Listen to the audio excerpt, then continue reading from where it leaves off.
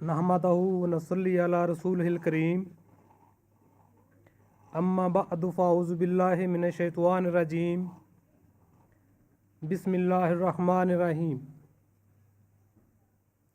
अलम तरा कैफ़ फ़अल रब्बुका बिअस्हाबिल फ़ील अलम तरा कैफ़ फ़अल रब्बुका बिअस्हाबिल फ़ील अलम तरा कैफ़ फ़अल रब्बुका बिअस्हाबिल फ़ील। अज़ीज़ दोस्तों, आपका ज़्यादा टाइम नहीं लूँगा। उम्मीद करता हूँ आप तवज्जो फरमाएंगे। खालिक़े कायनात रब्बुल आलमीन खुदाए ज़ुल जलाल की कुदरतें और हिकमतें बड़ी ही कवी मगर बड़ी ही अजीब हैं, जिनका भेद किसी जिन्नो बिशर को नहीं।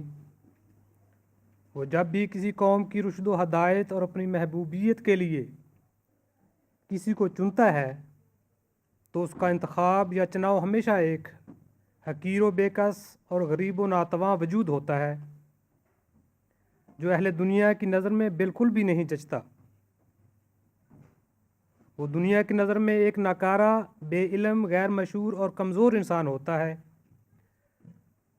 ना तो उसके साथ कोई जमात होती है, ना ही कोई ग्रोह या जत्था उसके साथ होता है। फिर वो तमाम ताकतों और कुदरतों वाला खुदाए ज़ुल जलाल उसका हाथ थाम कर उसे अपनी महबूबियत और उलूम ज़ाहिर व बातन से पुर करके अपना ऐसा महबूब और बरगज़ीदा मामूर बना लेता है कि वो वक्त के बड़े बड़े आलमों और फाजलों को लाजवाब कर देता है। उसे इल्मी और अमली लिहाज से ताकतवर बनाकर उसकी अकीदत और मकबूलियत को अतराफ़ आलम यूँ फैलाता है कि अपने रब्बे ज़ुल जलाल की मोहब्बत, अकीदत और वहदानियत के लिए एक बड़ी जमात उसके हाथ पे जमा हो जाती है। इसी तरह वो उसे कदमों से खींचकर जानों पे बिठाते हुए कौम का माँ बना देता है। कदीम से उस रहीम व करीम बुज़ुर्ग बरतर की यही सुन्नत और आदत चली आ रही है और वो ऐसा ही करता चला आ रहा है। वो रब्बे ज़ुल जलाल चूँकि आलमुल गैब भी है और गयूर भी है। वो जानता है कि साहब फ़ील की मानद कौन कौन सी तागूती ताकतों ने उसे अपनी नापाक साजिशों और शरारतों का निशाना बनाना है, किस किस तरफ से ज़ुर्रियत शैतान और अबलीस सिफ्त इंसानों ने उसे दुख, तकालीफ़, एज़ा और ठट्ठा मजाक के लिए सर उठाना है। क्योंकि वो अपनी तौहीद और अपने महबूबों की बड़ी गैरत रखता है, लिहाजा वो हर तरफ से उठने वाली ताकत को निशान इबरत बना डालता है। जैसा कि उसकी गैरत ने अपने महबूब सैयदना हज़रत नूह अलैहिस्सलाम के मुखालफीन और सैयदना हज़रत सालेह अलैहिस्सलाम की ऊँटनी की कूँछें काटने वाले ज़ालिमीन को निशान इबरत बना दिया। सैयदना हज़रत इब्राहीम को आग में फेंकने वाले ज़ालिमीन और सैयदना लूत अलैहिस्सलाम का इनकार करने वाले काज़बीन को तबाह व बर्बाद कर दिया। सैयदना हज़रत याकूब के मकार बेटों और सैयदना हज़रत यूसुफ अलैहिस्सलाम के ज़ालिम भाइयों को आखिरकार बड़ी ज़िल्लत के साथ आपके ही कदमों में ला फेंका। सैयदना हज़रत मूसा अलैहिस्सलाम का पीछा करने वाले ज़ालिम फ़िरौन को गर्क़ दरिया करके रहती दुनिया के लिए एक इबरत का निशान बना डाला। और इसी तरह हमारे आकाए मुक्तदा सरवर कौनैन सरताज अंबिया सैयदना हज़रत मोहम्मद मुस्तफ़ा सल्लल्लाहु अलैहि वसल्लम के दुश्मनान और सैयदना हज़रत इमाम महदी अलैहिस्सलाम के मुखालफीन को बिल आखिर तबाह बर्बाद कर दिया। क्या ये इबरत का मकाम नहीं? बिला शुबा तदब्बर करने वालों के लिए ये एक इबरत का मकाम है। खुदाए ज़ुल जलाल के महबूबों को दुख देने वाले दुश्मनान तौहीद, ज़ुर्रियत अबलीस, ये सब अपने अपने वक्त के असहाब फ़ील ही तो थे, जिन्हें आखिरकार उस गयूर खुदा ने यूँ इबरत का निशान बनाया कि आज उनका नाम लेवाता कोई नहीं। बेशक यही है निशान इबरत, अगर कोई समझे तो। उस तमाम ताकतों वाले खुदाए ज़ुल जलाल की शुरू ही से यही सुन्नत और आदत चली आ रही है और वो ऐसा ही करता चला आ रहा है। ऐसा ही उसने जब एक घर को अपनी ताकतवर हस्ती के सबूत में निशान बनाना चाहा तो कहाँ बनाया? क्या उस वक्त के बड़े बड़े गिरजाघरों को इंतखाब किया या उस वक्त के जाबर बादशाहों के महलों को इंतखाब किया, हरगिज़ नहीं, बल्कि अरब के एक ऐसे बियाबान मैदान में जहाँ ना पानी था, ना चारा, ना खुराक, ना सब्ज़ी, ना कोई बस्ती, ना कोई आबादी, ना कोई हिफाजत की जगह। फिर उसे आबाद किया तो ऐसा कि आज सारी दुनिया उसकी तरफ दौड़ी चली जाती है। तमाम जहान की दौलत वहाँ पहुँचती है, हर मुल्क व मिलत का इंसान वहाँ पाया जाता है, हर ज़ुबान वहाँ समझी और सुनी जाती है। और ताकत का ये हाल है कि फ़ौजी जंगी लिहाज से हिफाजत का कोई सामान नहीं। फिर भी सिकंदरी रूमी यूनान से निकलता है, हिंद तक फ़तह कर लेता है, मगर वापसी पर जब अरब की फ़तह का इरादा करता है तो रास्ता ही में हलाक होकर मर जाता है। खुद उस ज़माना में दज्जाल अमेरिका और यूरोप से निकलकर बर आज़म हिंद तक पहुँच गया, मगर बैतुल्ला उसकी शर से आज भी महफूज है और इंशाअल्लाह हमेशा रहेगा। हमारे आका हज़ूर सल्लल्लाहु अलैहि वसल्लम ने दज्जाल को देखा कि वो खाना काबा का तवाफ़ कर रहा है। वो तवाफ़ भी एक लिहाज से यूँ साबित हो चुका है कि आज दज्जाल बहर कुलज़म, बहर अरब अदन से लेकर खलीज फारस तक घूम रहा है, और आइंदा भी जो कुछ होगा वो भी वक्त के साथ ज़ाहिर हो जाएगा, मगर वही अल्लाह का घर इसके दरमियान है। हक़ाइक़ुल फ़ुरक़ान हज़रत खलीफ़ातुल मसीह अव्वल। फरमाया रहलत शताए व सैफ, चूँकि अहले अरब के वास्ते मुक़द्दर था कि जब नूर मुहम्मदी सल्लल्लाहु अलैहि वसल्लम उनके दरमियान से तुलू हो तो वो उससे मुनव्वर होकर मशरक़ व मग़रिब में फैलें, कैसर व कसरा के सल्तनतों के वारिस बने, ईरान और शाम को फ़तह करें, मिस्र, अल्जीरिया और मोरक्को को मुसलमान बनाते हुए हस्पानिया तक जा पहुँचें, और फिर दूसरी तरफ तुर्किस्तान, अफ़गानिस्तान और हिंद को फ़तह करते हुए चीन के लोगों को भी इस्लाम के झंडे तले जमा करें। और फिर ऐसा होकर रहा।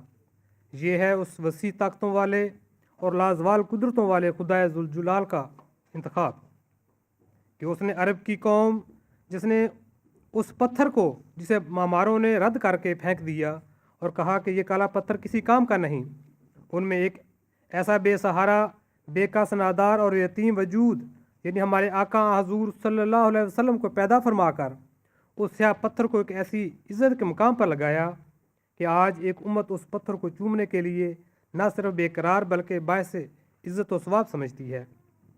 ये है उस लाजवाल करिश्मों वाले खुदा का इंतखाब कि जिसने उस दरिंदा नुमा कौम यानी अरब को दुनिया का सरदार बना दिया, जिनमें इंसानियत नाम की कोई चीज़ ना थी, जाहलियत और दरिंदगी की गलाजत में पूर लिथड़ी हुई थी, ना हकूकुल्लाह का पता, ना हकूकुल इबाद की कुछ खबर। फिर वही कौम तमाम यूरोप को मुहज़्ज़ब बनाने वाली बनी। मशरक़ व मग़रिब में उसने अलूम के ऐसे चिराग रोशन किए कि आज तक तमाम आला अलूम उन्हीं की कुतब से अक्स किए जाते हैं। मुसलमानों ने वो शानदार कुतब मुरतब की हैं कि जिनके बराबर आज बड़ी बड़ी जमातें लाखों करोड़ों रुपए खर्च करके भी ऐसी कुतब नहीं लिख सकती। कैसा ताकतवर, कादर व तवाना, आइंदा की खबरों से वाकिफ़ उस घर का खुदा है जो 1400 साल से इस कदर इज़्ज़त पा रहा है, जिसे हमारे आका सैयदना हज़रत इब्राहीम अलैहिस्सलाम वल बरकात ने बियाबान जंगल में बनाया। जंगल भी वो जिसके इर्द गिर्द सैकड़ों कोसों मील तक कोई आबादी ना थी। यकीनन उस वक्त के जाहिलीन यही कहते और समझते होंगे कि नौज़ बिल्लाह इसका दिमाग दुरुस्त नहीं, ये इंसान इल्म और हकीकत से नाबल्द मफरूज़ों पे यकीन रखने वाला इंसान है, मगर अक्ल दाने से आरी ना खुदा क्या जानते कि आप अलैहिस्सलाम अपने सच्चे और वादों के पक्के खुदा पर किस कदर कामिल ईमान और यकीन और भरोसा रखने वाले इंसान थे कि उस घर की तामीर और इज़्ज़त व इबादत के लिए अपनी नातवा बीवी और बच्चे को वहाँ छोड़ाए।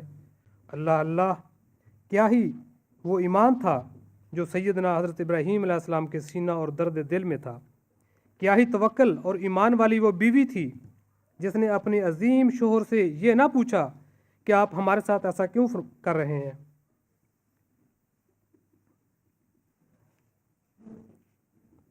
बल्कि फरमाया कि अगर ये आपके खुदा का हुक्म है तो तू अब जा, तेरी और ना किसी और की हमको कोई परवाह नहीं, वो खुदा हमें ज़ाया नहीं करेगा जिस पे तेरा इस कदर ईमान है। सुभान अल्लाह। یہ تھے اس عظیم شوہر کی عظیم بیوی کے الفاظ۔ پھر کیا ہی عظیم اور پیارا تھا وہ بچہ جس کا نام ہی اسماعیل نہ تھا، بلکہ وہ انگ انگ سارتاپا اسماعیل تھا، جس کی خاطر جنگل بیابان میں چشمہ جاری ہوا، اور ایسا جاری ہوا کہ جس کا آج تک کسی کو بھید بھاؤ نہیں، اور ایک جہاں وہاں سے پانی پیتا ہے۔ خدا کی ہزاروں ہزاروں رحمتیں اور برکتیں نازل ہوں تجھ پر اے خدا کے خلیل ابراہیم، اے نبیوں کے باپ، اور ہزاروں ہزاروں برکتیں اور رحمتیں تجھ پہ ہوں اے عورتوں میں ایک بے نظیر عورت، ماؤں میں ایک عظیم ماں، بیویوں میں ایک بے مثال بیوی، اے مصر کی شہزادی، اے مصر کی شہزادی، اور ابراہیم کی ماں، اور ابراہیم کی بیوی، اور اسماعیل کی ماں۔ کیا ہی خدا رسیدہ اور خدا پہ توکل کرنے والا تیرا دل تھا۔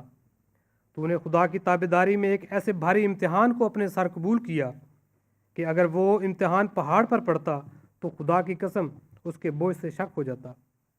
بے شک تو ہی اس قابل تھی کہ تیری نسل یعنی اولاد سے نبیوں کا سردار سیدنا حضرت محمد مصطفیٰ صلی اللہ علیہ وآلہ وسلم پیدا ہوتا۔ تیری اس مستربیانہ دوڑ کی یاد میں آج تک لاکھوں انسان مختلف بلاد سے آ کر تیرے قدم با قدم دوڑتے اور خدا کی حمد و ثنا کرتے ہیں۔ یہ ہے خدا کا انتخاب، لا ریب ایسا ہی ہوتا ہے اس خدا عظیم کا انتخاب۔ میرے عزیز دوستو، آج اس وقت کے لاچار و بے کس انسان یعنی سیدنا حضرت ابراہیم علیہ السلام کے اس گھرانے کی تاریخ خدا کے دل دادا اور مقبول بندوں میں ایسی پردرود ہے کہ دلوں کی کثافتوں اور گرمی کو بڑھاتی ہے اور انسانوں کو خدا کے قریب تر کر دیتی ہے۔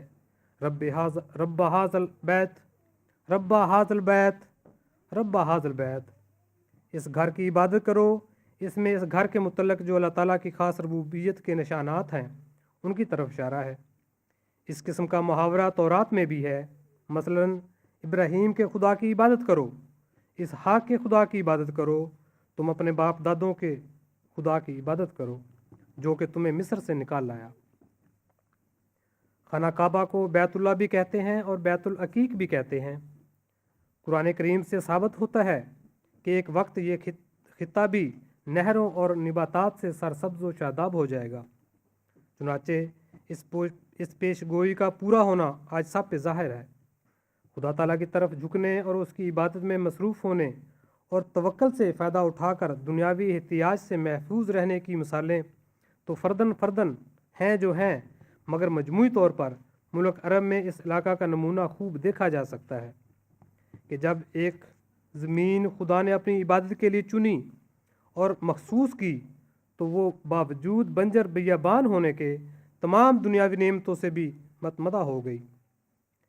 حدیثوں سے یہ بھی ظاہر ہوتا ہے کہ جو کوئی بھی اپنی آخرت کے اہتمام میں ہو، چاہے وہ کتنا ہی بے کس ناتواں ہو، لاچار و بے مددگار ہو، خدا جب اسے چن لیتا ہے تو اس کے نفس میں ایک ایسی تونگری پیدا کر دیتا ہے جو بے مثال ہوتی ہے، جو اہل دنیا کی نظر سے مخفی ہوتے ہیں، اور پھر دنیا کے ہموم و ہجوم سے اسے کفایت کرتا ہے اور اسے اپنے ایسے علوم سے پر کرتا ہے کہ دنیا کے بڑے بڑے عالم اس کے سامنے لاجواب ٹھہرتے ہیں۔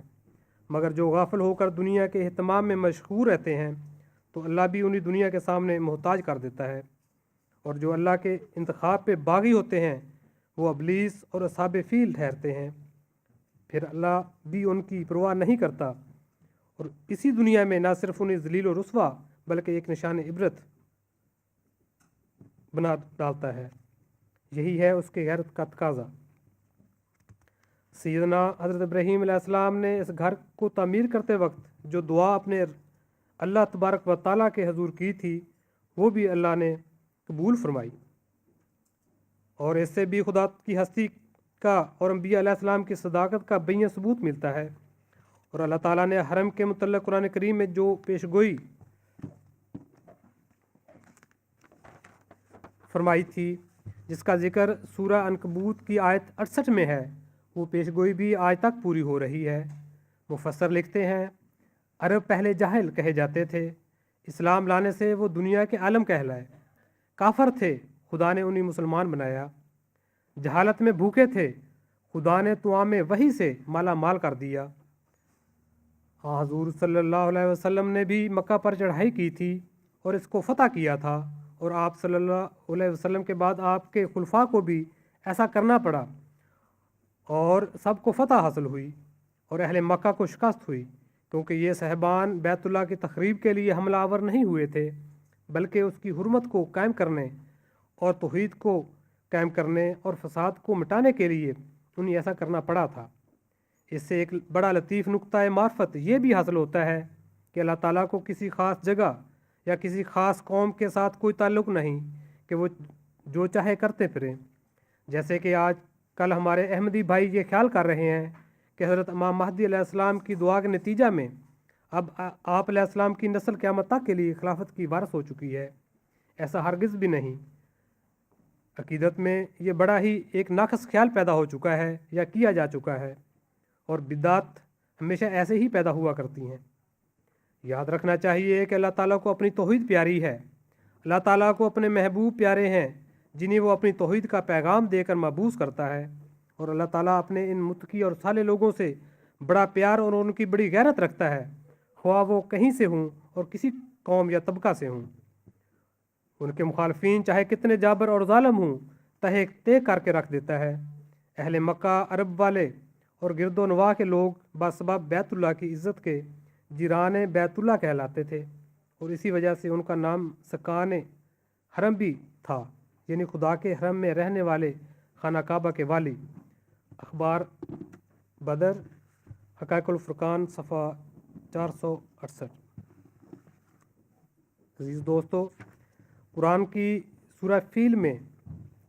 करीम की सूरह फ़ील में असहाब फ़ील यानी एक ऐसी कौम का ज़िक्र मिलता है जो बड़ी शरीर, नुक्ताचीनी की आदी और मूज़ी कौम थी और हमा वक्त इस्लाम पर ऐब लगाती थी। उसने बहुत सारे अमवाल जमा करके फ़तह के घुमंड में खुदा के इस घर पर चढ़ाई की। ये एक हबशियों का बादशाह था जिसका नाम इब्रहा था, जिसने इसी साल मक्का मुअज़्ज़मा पर चढ़ाई की थी, जबकि रहमतुल लिल आलमीन हज़रत नबी करीम सल्लल्लाहु अलैहि वसल्लम पैदा हुए। जब ये शख्स अपने लश्कर के साथ मक्का मुअज़्ज़मा के करीब पहुंचा, तो उसने अमायद मक्का को कहला भेजा कि अपने किसी मुअज़्ज़ज़ आदमी को भेजो। चुनाचे अहले मक्का ने अब्दुल मुत्तलिब नामी एक शख्स को भेजा जो हमारे नबी करीम सल्लल्लाहु अलैहि वसल्लम के दादा थे।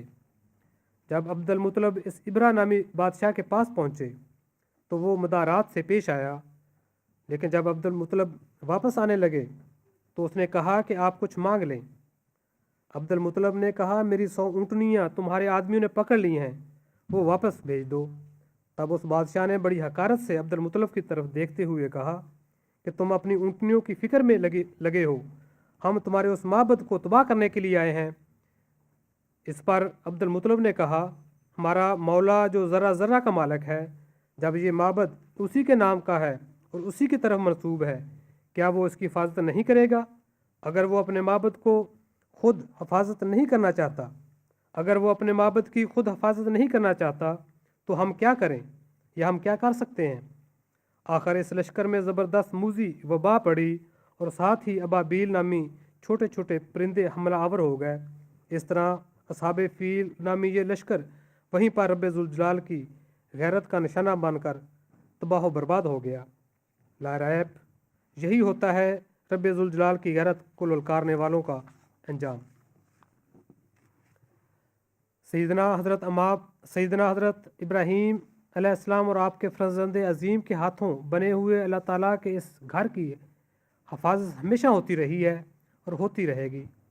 दुनिया में कोई तारीख़ ऐसी नहीं जो ये बता सके कि इस्लाम के मुद्दइयों या इब्राहीम के रब अज़ीम और उनके ताज़ीम करने वालों के सिवा कोई और भी इस घर का मुहाफ़िज़ और मालिक रहा हो। यूनानी सिकंदर भूगोला की तरह यूनान से उठकर हिंद पहुंचा और उसे पामाल किया। रिचर्ड सारे यूरोप के साथ इस्लाम की बर्बादी के लिए उठा और नपोलियन मिस्र तक पहुंच गया, मगर मक्का और अरब की फ़तह से सब नाकाम व नामुराद रहे। इसमें खुदा तरसों और तदब्बर करने वालों के लिए बड़े बड़े निशान हैं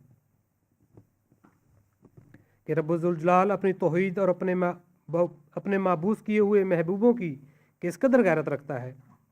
इन हमलावरों में पहला बाबल में हलाक हुआ اور دوسرا ملک شام سے ناکام و نامراد واپس لوٹا، اور تیسرا سینٹ ہیلینا کے قلعہ میں بے انتہا حسرتوں کو اپنے دل میں لیے مر گیا۔ اسی طرح مخالفین اسلام اور دشمنان رسول صلی اللہ علیہ وسلم یعنی کفار مکہ جب شرارتوں اور ظلم میں حد سے بڑھ گئے تو رب ذوالجلال نے اپنے محبوب حضور صلی اللہ علیہ وسلم سے مخاطب ہو کر فرمایا، الم تری کیف فعل ربک باصحاب الفیل، یعنی کیا تو نے نہیں دیکھا کہ تیرے رب نے اصحاب فیل یعنی ہاتھی والوں کے ساتھ کیا کیا۔ اصحاب فیل کا واقعہ متواتر بیان سے ایسا معتبر اور مشہود ہے کہ روایات اور علم کا حکم رکھتا ہے، جیسا کہ میں پیچھے ذکر کر چکا ہوں کہ جس سال اصحاب فیل تباہ ہوئے اسی سال پیغمبر اسلام پیدا ہوئے۔ آپ صلی اللہ علیہ وسلم کی ولادت باسعادت 5 اپریل سن 571 عیسوی کو ہوئی۔ آپ صلی اللہ علیہ وسلم کی ولادت باسعادت کے لیے اصحاب فیل کا واقعہ بطور تمہید کے تھا۔ اللہ تعالیٰ نے کیف فعل ربک کا فرما کر ربوبیت کے لفظ سے اپنے محبوب صلی اللہ علیہ وسلم کو یہ تسلی فرمائی کہ آپ کی پیدائش کے وقت بھی میں ایسے منہ پھٹ باغی اور ظالموں کو عبرت کا نشان بنا چکا ہوں۔ اب جبکہ آپ بار نبوت اٹھا چکے ہیں تو کیا اب میری ربوبیت آپ سے الگ ہو سکتی ہے یا میں آپ کو بھول سکتا ہوں؟ ہرگز نہیں۔ سورہ فیل میں بیان کردہ اسی واقعہ کا ذکر کرتے ہوئے سیدنا حضرت امام مہدی علیہ السلام ملفوظات جلد اول صفحہ 110 پہ فرماتے ہیں، یہ سورہ اس حالت کی ہے کہ جب سرور کائنات صلی اللہ علیہ وسلم مصائب اور دکھ اٹھا رہے تھے، اللہ تعالیٰ اس حالت میں آپ صلی اللہ علیہ وسلم کو تسلی دیتا ہے کہ میں تیرا موعد تو ناصر ہوں۔ اس میں ایک عظیم و شان پیشگوئی ہے کہ کیا تو نے نہیں دیکھا کہ تیرے رب نے اصحاب فیل کے ساتھ کیا کیا، یعنی ان کا مکر الٹا کر انہی پر دے مارا، اور چھوٹے چھوٹے جانور ان کو مارنے کے لیے بھیج دیے۔ ان جانوروں کے ہاتھوں میں کوئی بندوقیں نہ تھیں بلکہ مٹی تھی، سجیل بھیگی ہوئی مٹی کو کہتے ہیں۔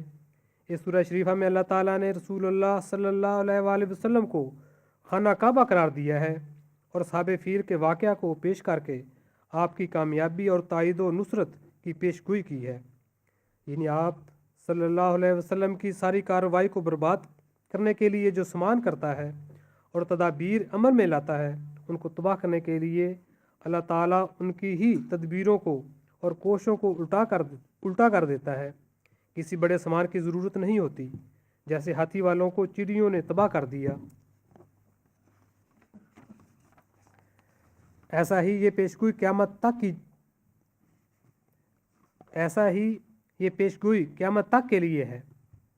جب کوئی اصحاب فیل پیدا ہو تب ہی اللہ تعالیٰ ان کے تباہ کرنے کے لیے ان کی کوششوں کو خاک میں ملانے کے سامان پیدا کر دیتا ہے۔ بے شک اس غیور خدا کی اپنی توحید اور اپنے محبوبوں کے لیے یہی غیرت ہوا کرتی ہے۔ اس سورہ کے حوالہ سے تاریخ اسلام کا ایک اور واقعہ آپ سب کے سامنے رکھنا چاہتا ہوں۔ عباسیوں کی سلطنت تھی۔ ایک دفعہ محمود غزنوی سے ان کی کچھ رنجش ہو گئی۔ محمود غزنوی نے اس وقت کے عباسی خلیفہ کو لکھا کہ میں ہندوستان کا فاتح ہوں اور میرے پاس اتنے ہاتھی ہیں۔ خلیفہ نے اس کے جواب میں نہایت خوبصورت علم لکھوا کر بھیج دیا۔ آپ محمود غزنوی کے درباری سارے کے سارے چونکہ فارسی دان تھے، چنانچہ وہ کچھ بھی سمجھنے سے قاصر رہے۔ آخر محمود نے کہا، خلیفہ نے الم تری کیف فعل ربک باصحاب الفیل یاد دلائی ہے، اس کا مطلب ہے کہ تمہارے پاس ہاتھی ہیں تو ہمارا وہ رب جو اصحاب فیل کو ہلاک کر چکا ہے، ہمارا رب وہ ہے جو اصحاب فیل کو ہلاک کر چکا ہے۔ اس پر محمود کا دربار بہت ڈر گیا اور عباسی خلیفہ سے معذرت کی، جس پر تعلقات درست ہو گئے۔ یہ عباسی خلیفہ بھی چونکہ خدا کا بنایا ہوا خلیفہ نہ تھا بلکہ خدا کی تعلیم کو پامال کر کے خدا ہی کے نام پر بننے والا خلیفہ تھا، اس لیے بعد ازاں اس سلطنت کا کیا حال ہوا وہ تاریخ میں خوب محفوظ ہے۔ محمود غزنوی تو خلیفہ کی علم سے ڈر گیا تھا، मगर इस सल्तनत को हलाकू और चंगेज़ खान ने तबाह बर्बाद कर दिया। 1000 शख्स जिन पर सल्तनत का दावा का गुमान था, उन सब को दीवारों में चुन दिया गया, और वो बीबी जिसका नाम नसीम बीबी रखा गया था, एक गली में देखी गई कि कुत्ते का लहू चाट रही थी। हकायकुल फुरकान सफ़ा 462। आज हम जिस इमाम को मानने वाले हैं, अजीज़ दोस्तों, आज हम जिस इमाम को मानने वाले हैं, हमारा ईमान और यकीन है कि ये वही इमाम ज़की ग़ुलाम मसीह ज़मा है जिसकी खबर रब्बे ज़ुल जलाल ने अपने भेजे हुए इमाम महदी को 13 इल्हामात में दी थी। ये वही इमाम है जिसको हज़रत महदी व मसीह मौद मुस्लिम मौद के नाम से लिखते और याद करते रहे। ये वही इमाम है जिसके मुतलक आप अलैहिस्सलाम ये फरमाते रहे कि उस मसीह को भी याद रखो जो इस आजिज़ की ज़ुर्रियत में से है, क्योंकि बराहीन अहमदिया में खुदा ने मुझे मरियम कहकर पुकारा है। मेरे बहुत ही अजीज़ दोस्तों, मैं आप सबको याद दिलाना चाहता हूँ कि ज़की ग़ुलाम के मुतलक इन 13 इल्हामात में से एक इल्हाम में रब्बे ज़ुल जलाल ने एक बार फिर इसी सूरा की इस आयत को दोहराया हुआ है, जैसा कि वो अपने महदी को मुखातब करके फरमाता है, इन्ना नुबशरो का बे ग़ुलामन हलीम साहबो ला का ग़ुलाम ज़किया रब्बे हबली ज़ुर्रियतन तैयबा इन्ना नुबशरो का बे ग़ुलाम मिन अस्माहु यहया अलाम तारा कई फ़फ़ाल रब्बो का बे असहाबिल फ़ील। आमदन ईद मुबारक बादत, ईद तो है चाहे करो या ना करो। तज़किरा सफ़ा 662। मैं एक ज़की ग़ुलाम की बिशारत देता हूँ, ऐ मेरे खुदा पाक औलाद मुझे बख्श, मैं तुझे एक ग़ुलाम की बिशारत देता हूँ जिसका नाम यहिया है। क्या तूने नहीं देखा कि तेरे रब ने असहाबे फ़ील के साथ क्या किया? बस इन अल्फाज से पता चलता है कि यकीनन रब्बे ज़ुल जलाल ने मुखालफीन ज़की ग़ुलाम को ख़बरदार किया हुआ है कि ख़बरदार, तुम दौलत और ताकत के बलबूते पर ऐसा हरगज़ ना करना जो तुमसे पहलों ने किया। ख़बरदार, तुम बेबाकी में फ़िरौन, अबू जहल या अबू लहब मत बन जाना, या नूह, साले या कुफार मक्का की तरह ज़ालिम असहाबे फ़ील मत बन जाना। अगर तुम अपनी ताकत के नशे में ज़ालिम और काज़िब बन गए तो तुम्हारे साथ भी मैं वही कुछ करूँगा जो उन ज़ालिमीन के साथ हुआ, क्योंकि मैं रब्बे ज़ुल जलाल यकीन रखता हूँ। वारसला अलैहिम तैर नबाबील। वाखिर दावाना इन्नल हम्दुलिल्लाहि रब्बिल आलमीन।